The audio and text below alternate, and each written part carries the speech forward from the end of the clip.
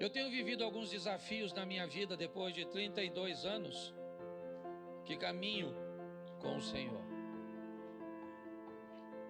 Volta e meia eu me encontro enfrentando grandes lutas com velhos inimigos, cujos quais eu já havia pensado ter vencido, pensamentos, vontades, desejos e situações que eu já achava estar totalmente apto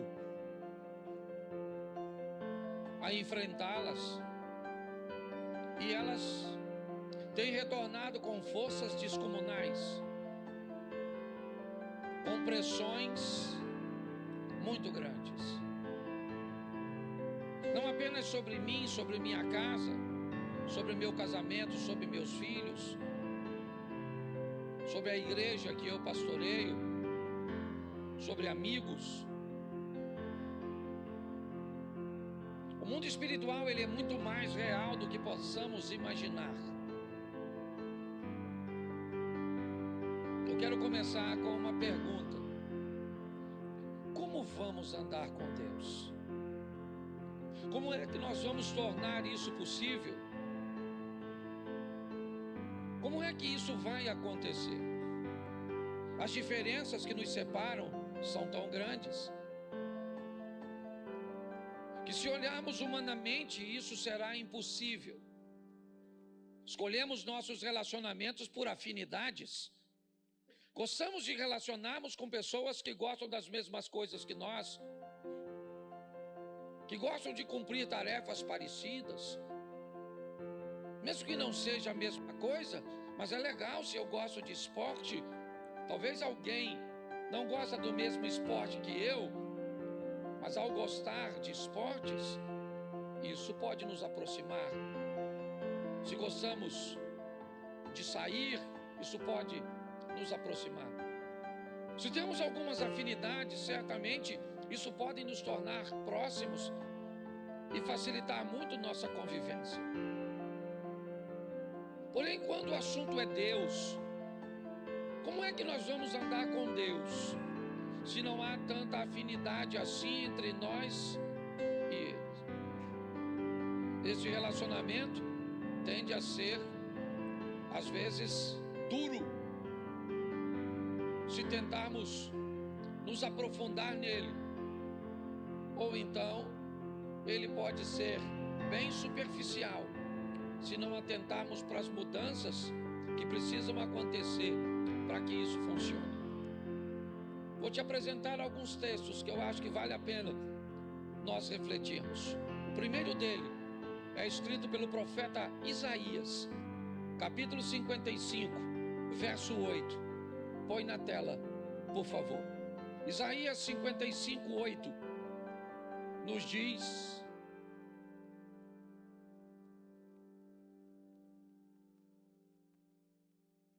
eu passei para ir.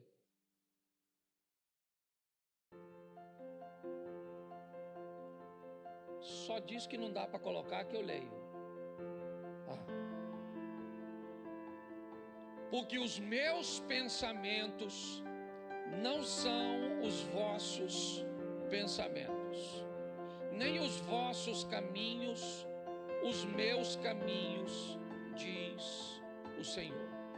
Preste atenção, porque nós vamos aprender algumas coisas importantíssimas. Como é que eu vou andar com Deus e vou estabelecer com Deus um relacionamento sadio, se o que Deus pensa é diferente de mim?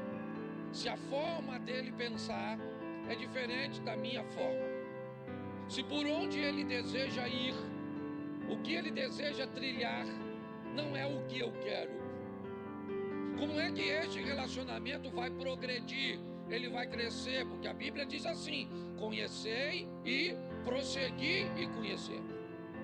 Nós vamos viver de glória em glória, de fé em fé, onde a proposta é uma ascensão, um crescimento. Como é que vamos desenvolver um relacionamento sério, profundo, com alguém que pensa e que deseja fazer, deseja realizar coisas? Seus caminhos são diferentes do nosso. Talvez isso já nos deu um pouquinho, né, a visão de que não vai ser fácil andar com Deus. Por mais que você o ame, ele pensa diferente de você. Por mais que você o ame, ele quer que você faça coisas que você não quer fazer. Então isso vai prejudicar um pouco, criar um relacionamento meio truncado. Alguma coisa que vai precisar de um aperfeiçoamento, que haverá alguns choques, que não será fácil, que não basta derramar o meu coração na presença de Deus, porque quando eu saio do ambiente da oração, as tentações, as provocações, as adversidades, elas vão me pressionar. Então eu não vou conseguir ter um relacionamento sério com Deus pautado em amor. Amor não é suficiente para sustentar um relacionamento como esse. Eu vou precisar mais do que simplesmente amar. Eu vou precisar reunir minhas forças para entender como esse processo funciona e agir sobre ele, porque eu penso diferente dele e o caminho dele é diferente do meu. 1 Samuel capítulo 16, verso 7, vai tornar mais extenso essa lista de separação. Porém, o Senhor disse a Samuel, o profeta do Senhor: escute aqui, esse cara está velho nessa ocasião, mas deixa eu te explicar, ele ouve a Deus desde garotinho. Ele não é um iniciante na caminhada profética. Ele estudou muito tempo ao lado de um profeta muito experiente, chamado Eli. Ele foi treinado. Mas o texto está dizendo, está lá, ó, porém o Senhor disse a Samuel: não atentes para a sua aparência, nem para a sua altura, porque eu o rejeitei. Porque o Senhor não vê como vê o homem vê o exterior, porém o Senhor o coração. Olha só, se o pensamento dele é diferente do meu, o caminho dele é diferente do meu, agora a ótica dele, a maneira que ele enxerga as coisas é diferente de mim. Eu sou capaz de olhar a aparência, de acreditar que uma pessoa, pelo relógio que carrega no pulso, pelo colar que carrega no pescoço, pelo carro que colocou no estacionamento, pela marca da roupa ou da bolsa que carrega, os homens são capazes de avaliar as pessoas por isso. Deus diz: eu não vejo como vocês veem. Então, como é que nós vamos caminhar para um relacionamento que vá além do culto, que vá além dessas 2 horas, né, por dia, ou 4 horas por semana, com Deus? Como é que eu vou fazer isso? Como é que eu vou caminhar para algo mais profundo? Tirar essa água do tornozelo e subir um pouco mais, certo? Trazendo profundidade neste relacionamento. Pode ter certeza que isso não será fácil. Está esperando um ambiente fácil para começar a orar? Não vai rolar. Está esperando um ambiente favorável para ler a Bíblia? Não vai aparecer. Você está esperando um momento propício que você queira jejuar? Não vai aparecer. Se você está esperando um ambiente propício e agradável para você fazer as coisas que vão te aproximar de Deus, prepare-se para se manter distante. Porque as coisas que precisamos fazer para estar mais próximos dele, nós não estamos desejosos de fazer. Mas pastor, então tá certo. Como é que nós vamos andar juntos então? O Senhor já nos disse em 2 versículos que não há afinidade entre nós, mas ainda assim eu quero andar com ele, ele quer andar comigo e eu estou interessado nisso. Então eu vou te dar mais 2 versículos. O primeiro, Ezequiel 33, 11. Põe aí. Diz-lhes: tão certo como eu vivo, diz o Senhor Deus, não tenho prazer na morte do perverso, mas em que o perverso se converta do seu caminho e viva. Convertei-vos dos vossos maus caminhos, pois porque haveis de morrer, ó casa de Israel. Preste atenção. Conversão. Se eu quero andar com Deus, eu vou precisar me converter. Eu vou precisar sofrer uma mudança. Convertei-vos dos seus maus caminhos. Não podia ser uma vez só? Para que duas? Para que inúmeras informações sobre isso? Não bastaria uma? Não. O processo, às vezes, é muito lento. Algumas pessoas podem estar mais atoladas, mais aprofundadas, num ambiente hostil, perverso, desafiador do que outras, traumatizadas, presas a consequências de seu passado. Eu não sei, mas você já deve ter ouvido a história de uma mulher que procura um médico dizendo que tem uma dor no corpo todo. Ela diz: toda parte do meu corpo dói, doutor. Ele disse: eu nunca vi uma doença como essa. Ele diz: todo lugar dói. Ela falou: dói tudo. Aí ele falou: então me mostra. Aí ela foi: dói aqui, dói aqui, dói aqui, dói aqui, dói aqui, dói aqui. E aí ele disse: eu já sei qual é o seu problema. Dedo quebrado. Seu dedo está quebrado. E aí onde você encosta com o dedo, vai doer, querido. Muitas vezes nós nos deparamos com dificuldades, que temos assim, algumas resistências para identificarmos. A palavra conversão é uma palavra desafiadora, porque ela nos expõe a uma mudança que muitas vezes não estamos prontos para fazer. Mas e aí? A outra parte é que vai se converter?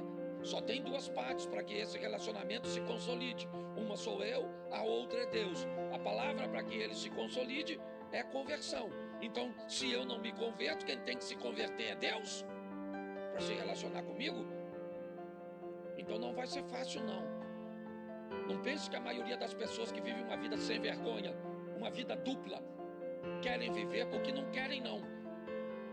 Elas querem viver uma vida de santidade, uma vida digna, uma vida decente.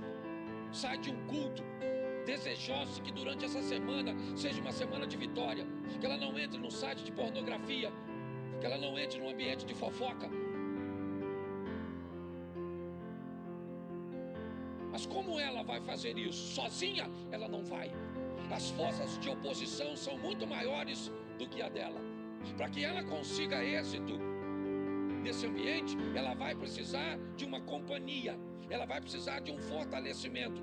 E se ela não conseguir alcançar isso, se a força do mal convencê-la de que isso não é possível, não é viável, que ela não merece, você pode ter certeza que o que vai acontecer é ela ser envergonhada. Talvez não no ambiente humano, mas no ambiente espiritual.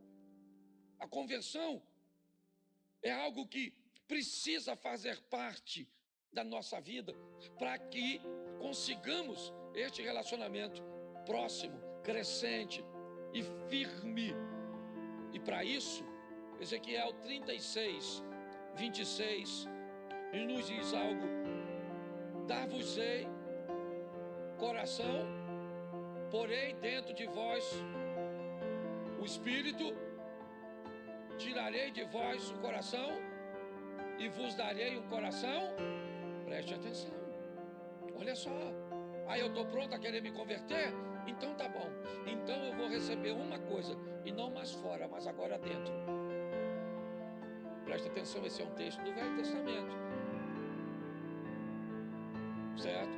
Essa história de um espírito que vem para dentro é uma coisa bem do Novo Testamento.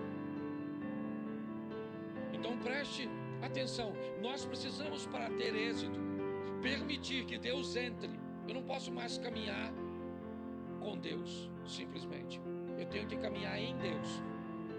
Se eu quero vencer, não dá mais para um Deus que ande comigo. Eu preciso de um Deus que ande em mim. Um Deus que habite em mim. Certo? Que mora. Ah, pastor, mas o Novo Testamento já diz que Deus não habita em templo feito por mãos humanas. Ele pode até não habitar, mas frequenta. Então não vem com essa história não. Certo? Ah, não vou mais à igreja porque Deus não habita em templo. Não habita, mas Ele frequenta esse ambiente coletivo. É importante. E se eu quero viver uma vida digna com Deus, eu preciso permitir que essa dureza de coração, que esse coração cauterizado, insensível, esse coração que não sente mais quando desagrada a Deus, desapareça. Esse é o coração de pedra. O Espírito de Deus, Ele vai trazer sobre nós um coração de carne, sensível, sabe? Uma percepção clara de quando algo, sabe? Algo que você faz, não interessa o quão pequeno ele seja, se ele for ofender o Espírito Santo, ele te causa sensibilidade, não interessa o que é. Eu vou te dar um exemplo. Eu esse dia estava saindo do hotel, e quando eu entrei no carro, eu descobri que eu não tinha pago uma água que eu tinha consumido. Eu já estava lá fora, era apenas uma água. Eu podia ter ido embora. Ele não me cobrou. Aliás, ele não perguntou nada. Ele só é check-out, pastor. Eu falei, me dá o cartão e pronto. Mas quando eu estava lá fora, uma água, R$7. Não faria diferença para o hotel? Faria? Não. Faria diferença para mim? Não. Mas faria diferença no mundo? Pronto, eu fui lá e paguei a água, ponto. Porque você começa a ter um coração sensível. Qualquer coisa que saia do padrão de Deus, não interessa se homem vai ver, se sua esposa vai ver, seu marido, seu pai, seu pastor, seu chefe, não tem mais a ver com a visão humana, é a visão de Deus sobre você. Onde você estiver, Ele vai estar lá. É assim que funciona. E o nome dele pode ser glorificado ou envergonhado por minha ou por sua causa.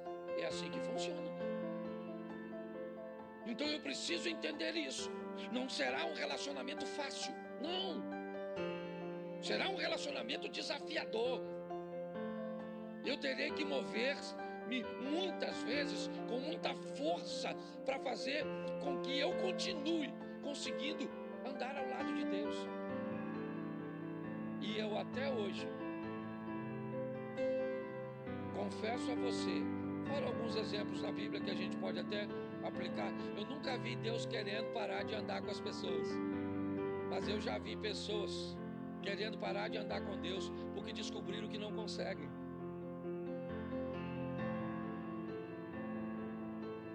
Ah, pastor, eu não consigo. Então eu prefiro ter um coração de pedra, porque com um coração de pedra eu nem sou capaz de sentir o que eu estou fazendo. Então como é que eu posso viabilizar isso? Coloque na tela, por favor, Tiago 1,12. Vou mais rapidinho, que eu até passei. Se me dá mais 6 minutinhos e eu termino. Tiago 1,12. Bota aí. Bem-aventurado o homem que suporta com perseverança a provação, porque depois de ter sido aprovado, receberá a coroa da... Você tem uma outra tradução para botar para mim? Ela está muito fora. Tem ou não? Se não tem, eu leio a minha, para ganhar tempo. Bem-aventurado o homem que suporta a tentação, porque quando for provado, repita comigo, suporta a tentação. Isso. Porque quando for provado, porque quando for, suporta o quê? Porque quando for, então tentação é diferente de provação. Bem-aventurado o homem que quando for tentado, né? Que suporta a tentar, porque quando ele for, receberá a coroa, ao qual o Senhor tem prometido para os que o amam. Agora, verso 13: ninguém sendo tentado, diga, de Deus sou, porque Deus não pode ser tentado pelo mal e a ninguém, mas cada um é tentado quando atraído e engodado por sua própria concupiscência. Depois, havendo a concupiscência concebido, dá luz ao pecado, e o pecado, sendo consumado, gera a morte. Preste atenção. Você quer se dar bem nesse relacionamento entre você e Deus? Pare de olhar a vida dos outros e concentre-se na sua. Todas as vezes que você só consegue olhar a vida do outro, eu te digo perto de quem você está, de Satanás. Ele é o acusador. Na presença de Deus, eu e você não temos a mínima condição de olhar para a vida dos outros. Todas as vezes que você vê na Bíblia alguém se encontrando com Deus, ele diz: ai de mim que eu vou morrer, eu vou morrer, eu estou perecendo. Por quê? Porque na presença de Deus não dá para olhar para o outro. Fica você e ele, acabou a vida do outro. Porque na presença do santo, acabou. No eterno não dá para olhar para a esposa, para o marido, para o vizinho, para o pastor, para o filho, para a sogra. Não dá. Na presença de Deus não sobra ninguém. É só você e ele. E é assim que funciona. Então, se eu quero fazer isso dar certo, eu tenho que ter um autoconhecimento. Entender que a tentação precede a provação. Todo homem vai ser tentado quando ele for atraído e engodado por sua própria concupiscência. Seus desejos materiais envoltos em sensualidade ou não. A concupiscência ela é bem abrangente. Mas o que a Bíblia está dizendo é mais ou menos assim. Você vai ser, no campo da sexualidade, tentado por pensamentos eróticos, por desejos sexuais, por ter uma parte em você que não é cumprida. O nome disso é provação, ou é tentação, perdão. Mas a hora que aparecer alguém lhe dando condição de atender a demanda da tentação, você entrou na provação. É assim que funciona. E ela é muito particular. O que tenta você não necessariamente tenta quem está do seu lado. Nós precisamos ter um entendimento, porque segundo a Bíblia, o que vai acontecer?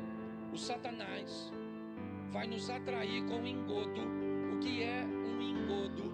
Engodo é uma quantidade de alimento que eu gosto, que eu almejo, mas que não pode ser suficiente para atender a minha demanda.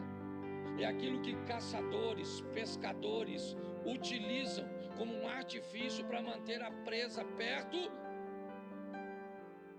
do ambiente de captura. É assim que funciona. Então, segundo a Bíblia, eu preciso entender este processo que quem vai usar contra mim? Satanás. Por isso, algumas palavras precisam nortear a nossa caminhada. A primeira é vigilância. O tempo inteiro. Seja prudente como as serpentes. Ninguém é capaz de pegar uma serpente distraída. Não há essa possibilidade. E olha que ela não enxerga. Todas as serpentes são cegas. Todas são cegas. Não existe cobra que enxerga. Não é assim que funciona. Mas a Bíblia está dizendo que um animal cego não pode ser pego desprevenido. Sua sensibilidade, a captura que ela retira, certo, do ar com sua língua, colocando, ok, na sua boca, com aparelhos altamente sofisticados, para identificar o que está do lado de fora. É importante. Se nós não vigiarmos, nós vamos cair. Pode ter certeza, é só uma questão de tempo. Talvez não seja nenhuma queda tão grande para te humilhar, mas pode roubar a sua vitória, pode impedir seu crescimento, pode atrasar seu percurso. Tá assim de gente que era para estar lá na frente. Você olha para a vida dela, nunca teve uma queda radical de humilhação, algo terrível, mas já era para estar muito longe e não conseguiu, porque vive sofrendo de pequenas quedas, de atrasos. É assim que funciona. A segunda palavra que nós temos que levar conosco é tolerância. Essa é uma das piores. Tolerância, cuidado com ela. Ela te impede de manter a distância segura de um ambiente ruim. Você começa a tolerar um palavrão. Você começa a tolerar determinados tipos de conversa, determinados tipos de ambiente. Isso começa a te aproximar de lugares e de coisas, de situações cujas quais você deveria estar distante. Mas o inimigo usou de uma forma sorrateira, fazendo com que você conseguisse tolerar. Você tolera aquele tipo de coisa, aquele tipo de música, aquele tipo, sabe? Você começa a se tornar bem tolerante. Por quê? Porque a próxima palavra é aprovação. Você não quer se tornar intolerante em algumas coisas, porque você começa a negociar. Esse é o problema. São essas coisas pequenininhas que a Bíblia chama de raposinhas. Elas vão assumindo lugares, desbravando e conquistando espaços na nossa vida, no nosso coração, e o que isso vai fazendo? Nos distanciando de Deus. A última palavra é informação. Aquilo que vai dar a você o conhecimento para combater os ataques. E aí Efésios 6:12 coloca: porque a nossa luta não é contra o e a, mas contra os principados e contra os dominadores deste mundo, contra as forças espirituais nas regiões. Isso. Nossa luta não é contra a carne e mas é com a carne e o sangue. Não é contra, mas é com. É com ela que eu batalho. Meu corpo físico. Na maioria das vezes, meu problema é com carne e com sangue, com gente, com pessoas. Ele está dizendo que a nossa luta, nós precisamos enxergar. Não é contra a carne e o sangue, é contra os principados, potestades.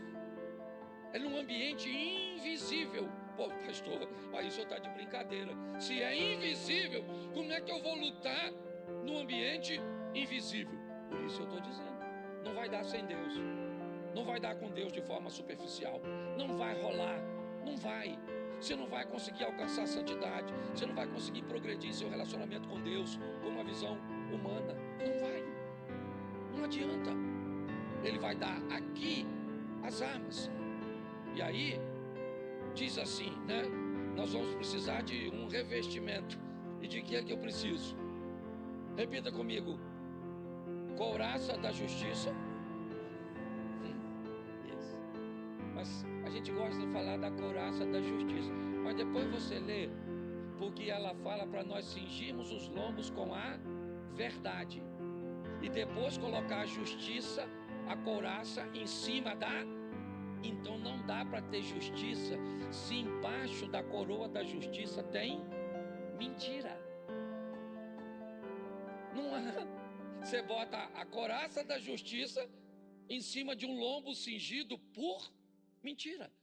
Então ele disse, cinja seu lombo com a verdade e em cima da verdade coloque a couraça da justiça. Está lá. Os pés devem ser preparados com o evangelho da paz. Isso, paz. O que eu falo traz paz? Sim ou não? perto de pessoas que contam histórias soltas. E a minha mente já capta, porque a Bíblia diz que a palavra de Deus é apta para discernir as intenções do coração das pessoas. Se você conhece a palavra, ela começa a desvendar. Às vezes eu estou caminhando com alguém e alguém conta uma historinha para falar que um outro fulano fez algo. Sabe aquele falar sem falar? Sabe como é que é? Aquele veneno numa dosezinha que às vezes nem parece. O que eu vejo é que muitas vezes, eu não estou julgando ninguém não. Meu desafio é esse.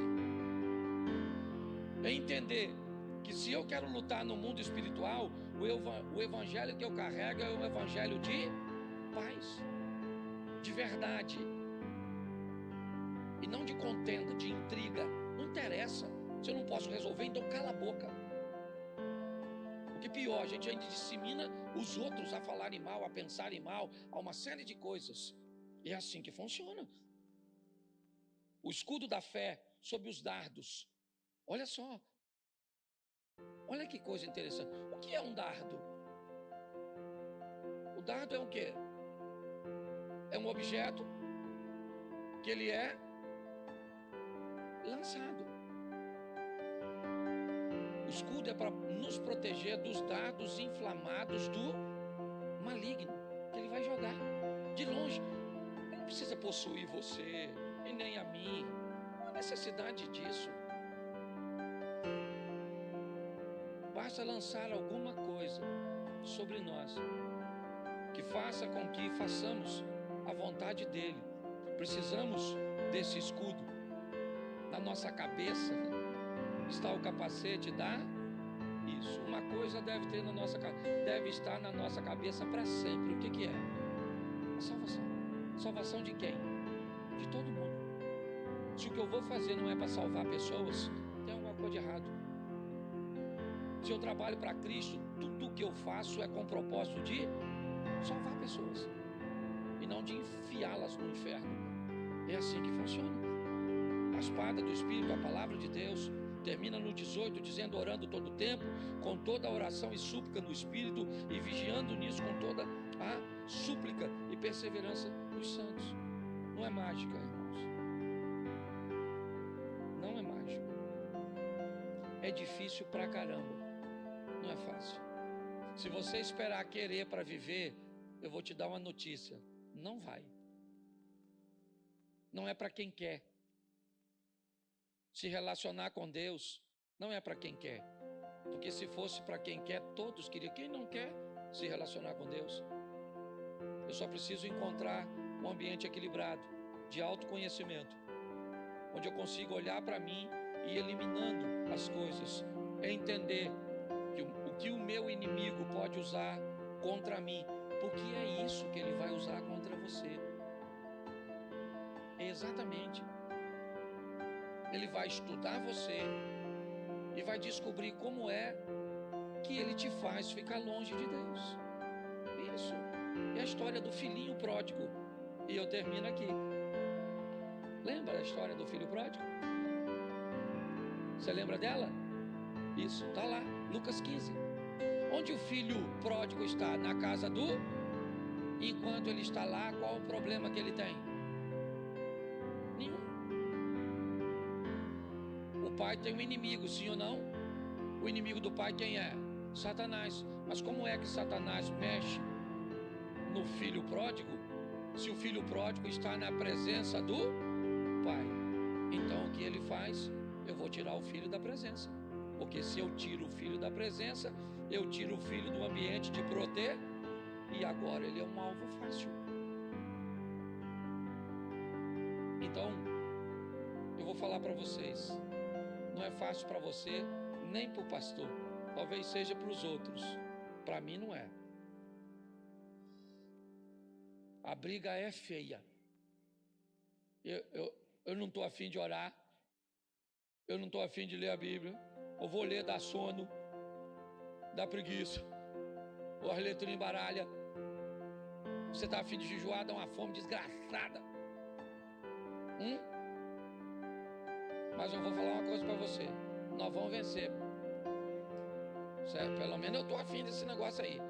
Eu vou vencendo, tem hora que eu dou uma voltinha assim, ó. Aí eu dou uma aceleradinha e vou. E tô há 32 anos. Lutando pra ir. E já vi gente cair pra caramba. Eu já tive umas escorregadinhas assim. Já escorregou, Abner? A Jacira aí de hoje, nem tu, não é? Mas é assim que funciona. Eu queria que você ficasse de pé e dissesse para quem está do seu lado: é difícil, mas é possível. É isso aí.